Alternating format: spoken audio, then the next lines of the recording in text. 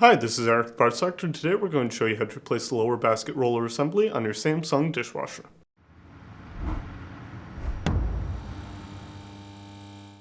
If you need to purchase a new lower basket roller for your Samsung dishwasher, you can check out our website, partsdoctor.com, where we sell parts for all major appliance brands. The lower basket roller assembly supports the lower dish rack and facilitates smooth movement in and out of the dishwasher.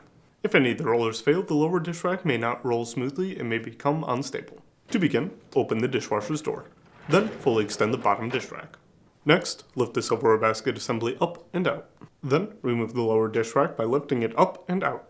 To remove, press firmly on the retaining tabs holding the broken wheel in place. This will require some force.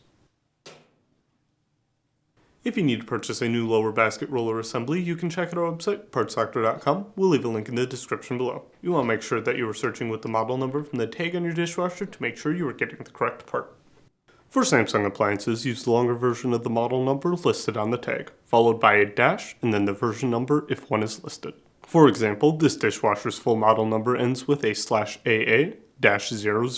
When purchasing, note that the rollers are sold individually and not as a set, and that the rollers for the lower dish rack and for the center dish rack are different, so make sure you are purchasing the correct one. To install, seat the lower basket roller assembly onto the wire rack while ensuring that the retaining tabs align to the adjacent vertical bar. Then, press firmly into place.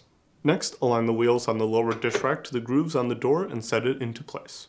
Next, align the retaining tabs on the basket assembly to the right side of the lower dish rack and set into place. Finally, push the dish rack back into the dishwasher and close the door. That's it for today's video, and if you enjoyed this video, make sure to leave a like and comment down below, and for more videos like this, please consider subscribing.